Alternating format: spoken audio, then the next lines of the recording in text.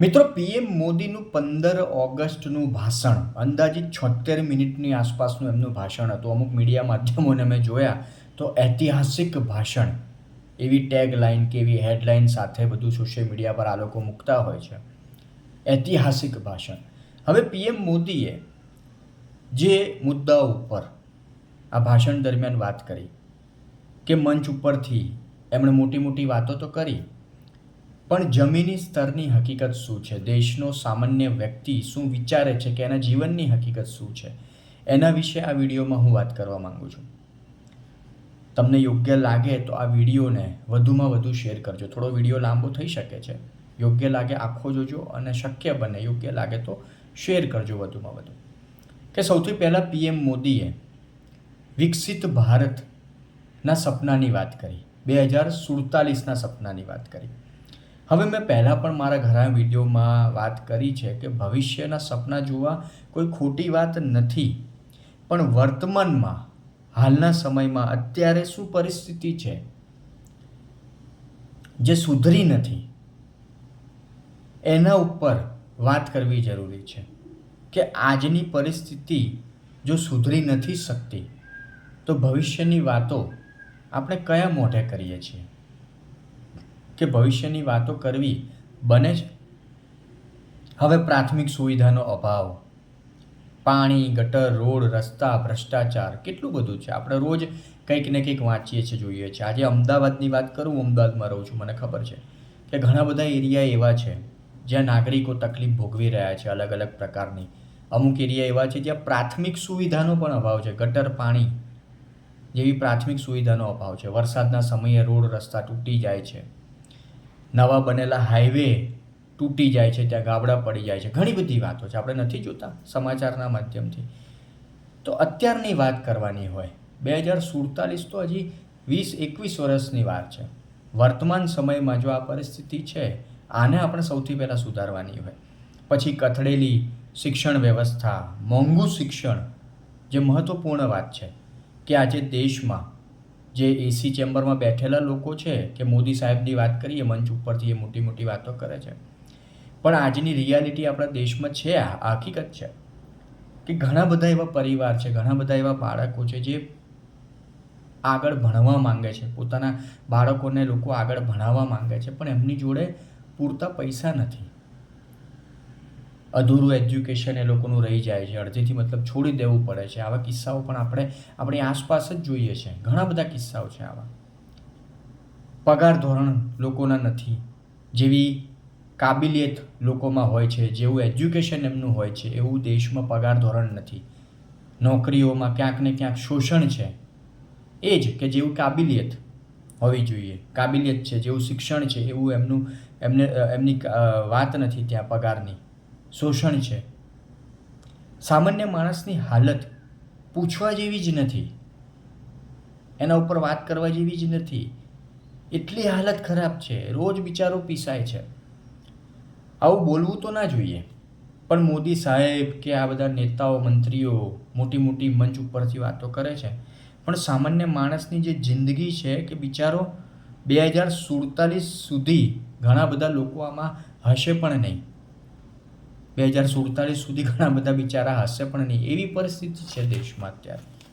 કયા મોઢે આપણે ભવિષ્યની, એ પણ 20-21 વર્ષ પછીની વાતો કરીએ છીએ?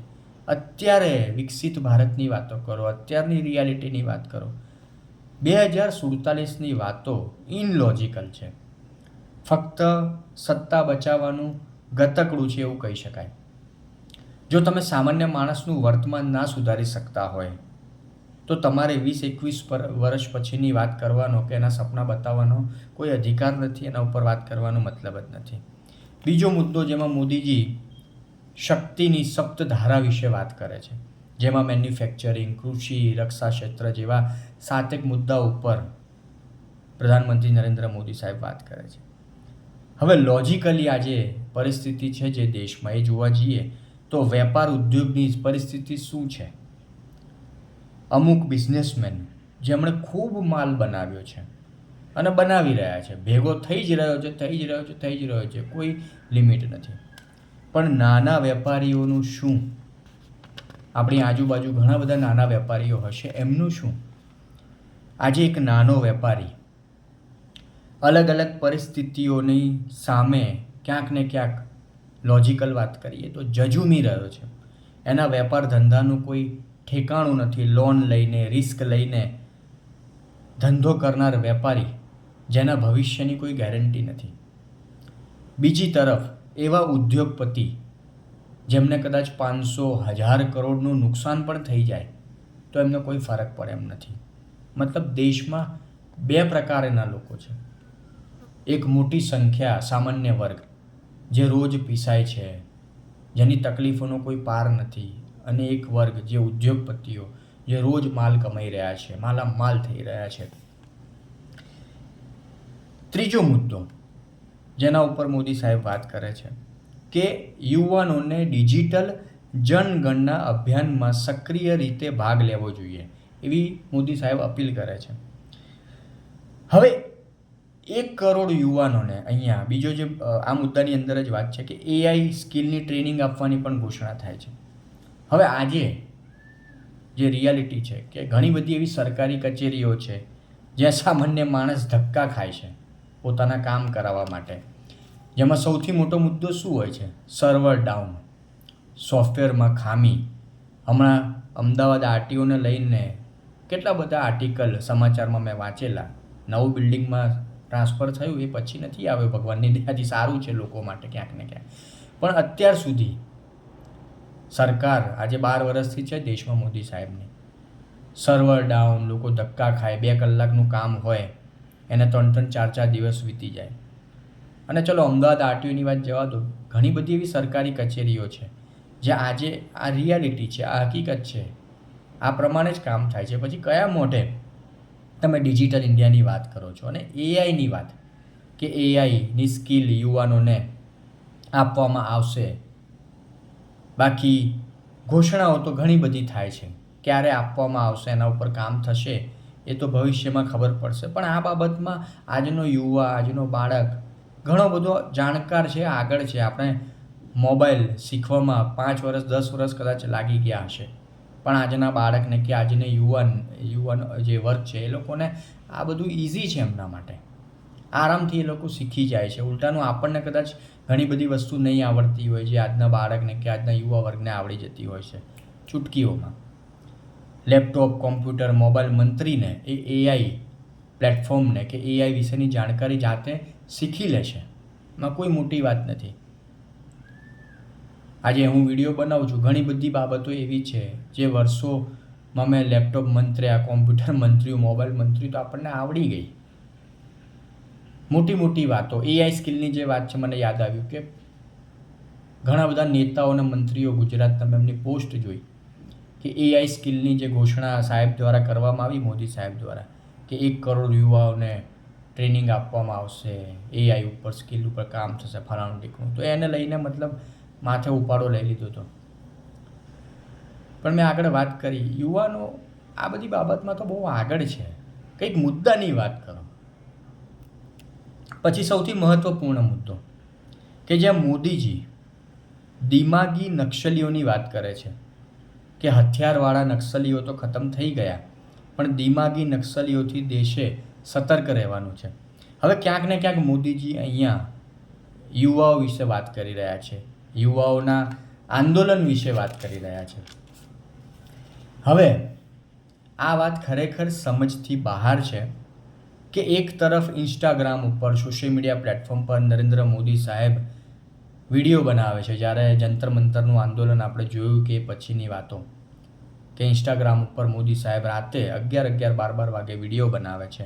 ક્યાંક ને ક્યાંક યુવાઓને મેસેજ આપવાની કોશિશ કરે છે, યુવા વર્ગને આકર્ષિત કરવાની કોશિશ કરે છે. પણ એ જ યુવાનોને આવા એક મંચ ઉપરથી દિમાગી નક્સલી કહે છે. આજે આજના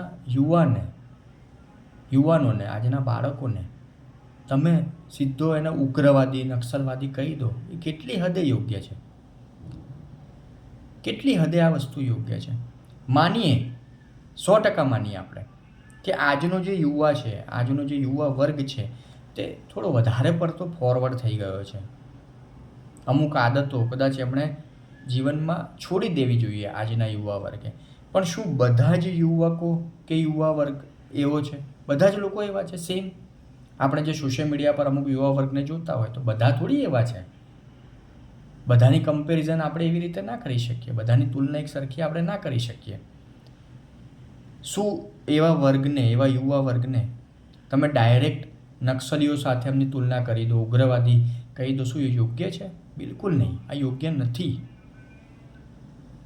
પણ આજે આપણા દેશમાં સૌથી મોટી આ જ સમસ્યા છે કે તમે કોઈ પણ લોજિકવાળી વાત કરી કે કોઈ મંદિરના ઘપલા ગોટાલાની વાત કરી એટલે સીધા તમે હિન્દુ વિરોધી. જો તમે શિક્ષણ, રોજગાર, મોંઘવારીની વાત કરી કે સિસ્ટમને કોઈ પણ લોજિકલ મુદ્દા ઉપર સવાલ કર્યો એટલે સીધા તમે દેશ વિરોધી, સીધા તમે પાકિસ્તાની, સીધા તમે બાંગ્લાદેશી.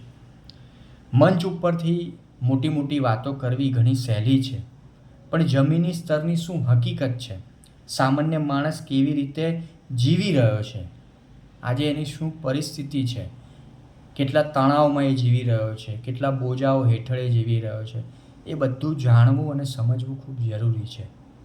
આ વસ્તુને બદલવાની જરૂર છે, આ માનસિકતાને, કે આપણને મંચ મળી ગયું, સામે કેમેરા મળી ગયા, ભીડ મળી ગઈ, તો આપણે કંઈ પણ બોલીએ, મોટી મોટી વાતો કરીએ ના. રિયાલિટીને સમજવી ખૂબ જરૂરી છે.